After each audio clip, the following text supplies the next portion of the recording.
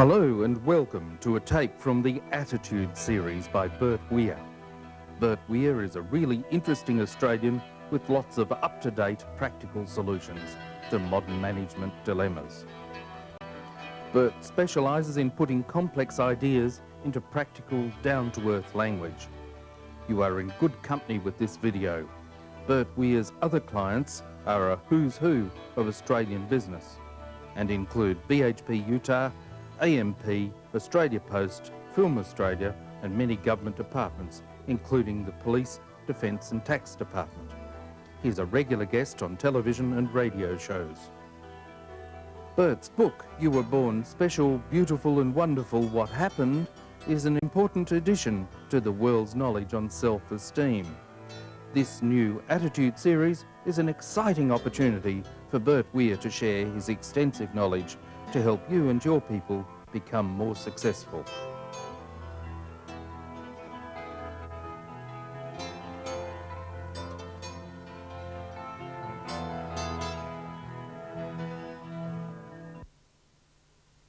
Everybody wants to be successful, but few people actually make it.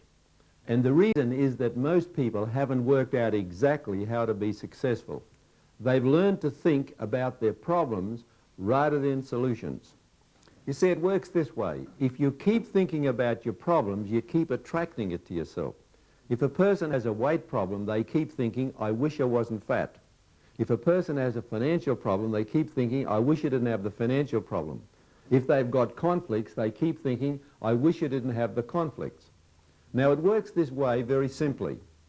If you are not consciously setting positive goals, and if you are rethinking about what you don't want, you are subconsciously setting negative goals. So let's suppose a person has a weight problem and they keep thinking, I wish I wasn't fat, I wish I wasn't fat, I wish I wasn't fat. They are subconsciously setting the goal to be fat. If a person has conflict problems, and they keep thinking, I wish I didn't have this conflict, I wish I didn't have this conflict, they are subconsciously setting the goal to have the conflict. Instead of deciding they don't want to be fat, it's important to set the goal to be slim. Instead of rethinking about, I wish I didn't have the conflict, it's important to set the goal to have harmony.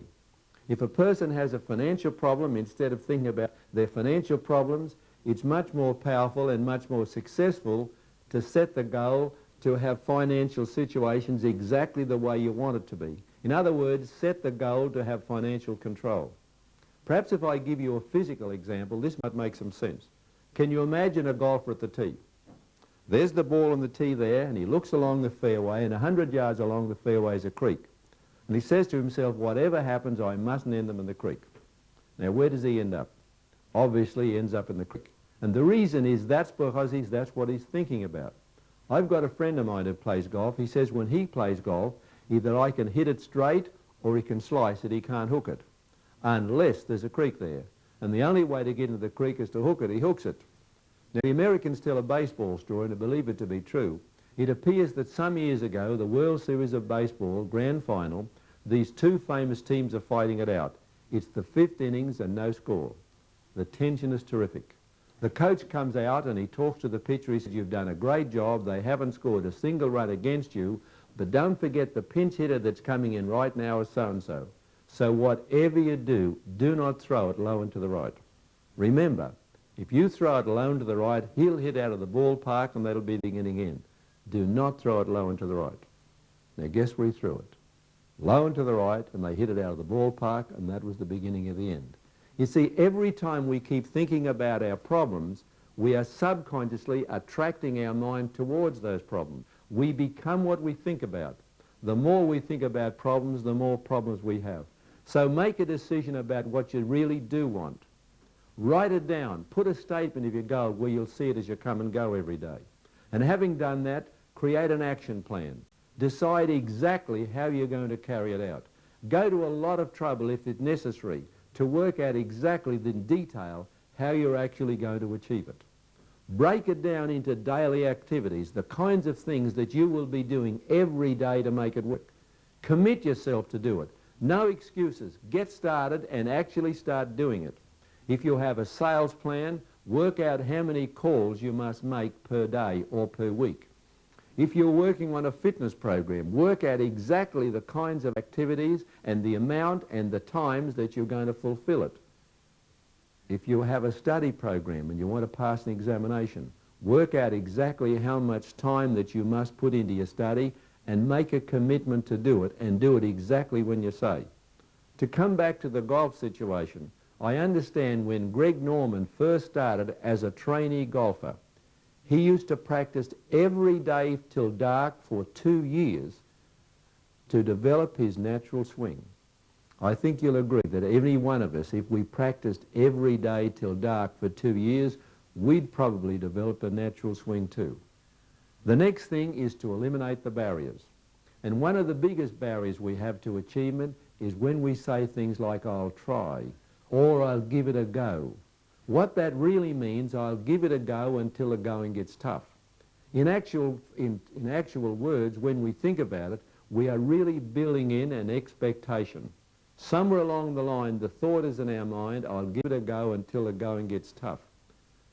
"I'll try" and "I'll give it a go" are part of the process of running away. One of the other problems is the excuses. It is so easy to make excuses. We've always got somewhere to go to. When going gets tough, we will then invent an excuse to cover it.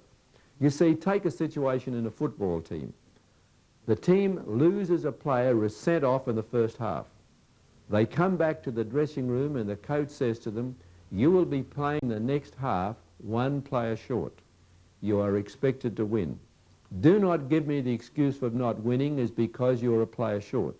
You are expected to go out and win without that 1 player." Now, is he saying that because he's heartless or he doesn't care?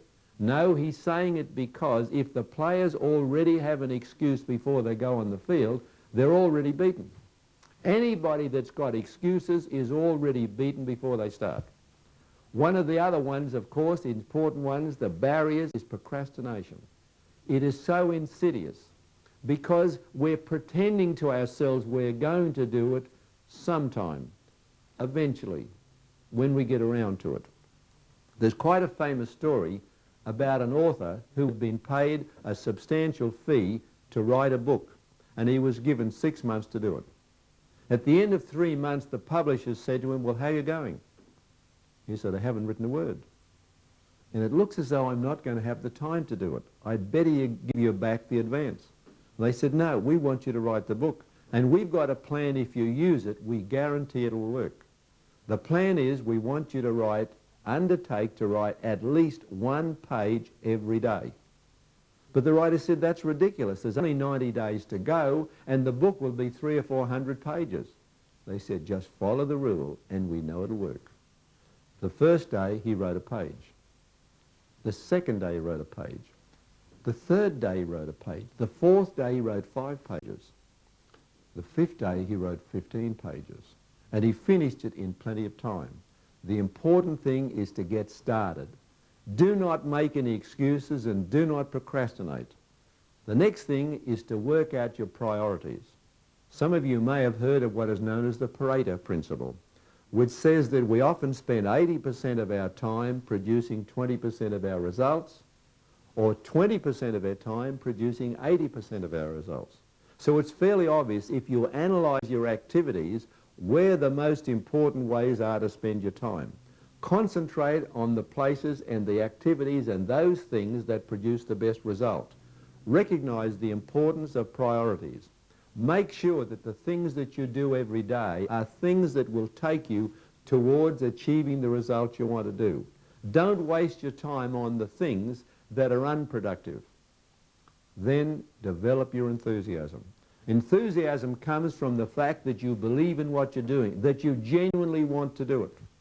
You see, we assume that we work for money, but we really must have a purpose in life. Can you imagine if we said to an employee, any employee, whatever position, we're going to double your pay and change your job. And with inflation and the possible promotions you might have, we'll still maintain your pay at double at what it would be. And what we want you to do is dig a hole 6 foot square and 6 foot deep. And when you're finished, shovel all the dirt back in again and move over and dig another one. And keep digging these 6 foot square holes and 6 foot deep and shoveling the dirt back in again. and keep doing that for the rest of your life.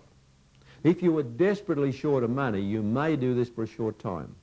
But can you imagine spending the rest of your life doing it? It's so obvious we must have a purpose. We must genuinely believe that what we're doing is important. So it means learn more about your job. Get to become an expert in it. Be genuinely interested in it and develop your enthusiasm. One of the other things, of course, is it frequently requires cooperation from other people. And if you want cooperation from other people, you must start off seeing things from their point of view. If you want other people to do what you want, you will get more results with praise and appreciation than you'll ever get with criticism and punishment. And most of all, become a problem solver.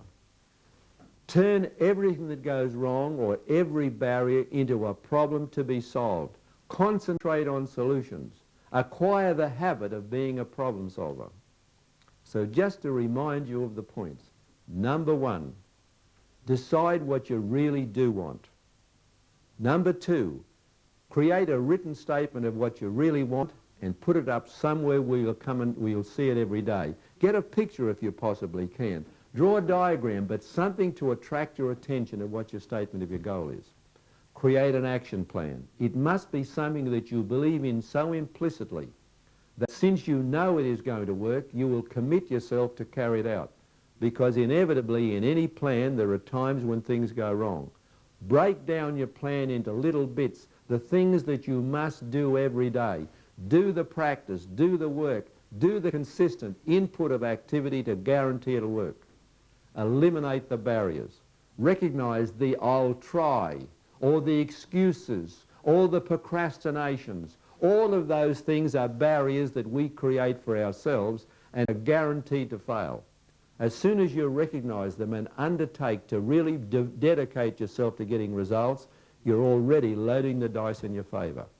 Work out those things that are the important ones that produce the best results and spend more time on those. Prioritize your day. Work out the kinds of things that you must do every day and put your time and your energy into those things that you know will work. Get the cooperation from other people. See things from their point of view. Encourage people. Get people involved to help you. And become a problem solver. And as you become a problem solver, you automatically expect to be successful in the future. Acquire a habit of success. Go out and do it. And as long as you believe in yourself and you've got a great plan, I'm sure it'll work.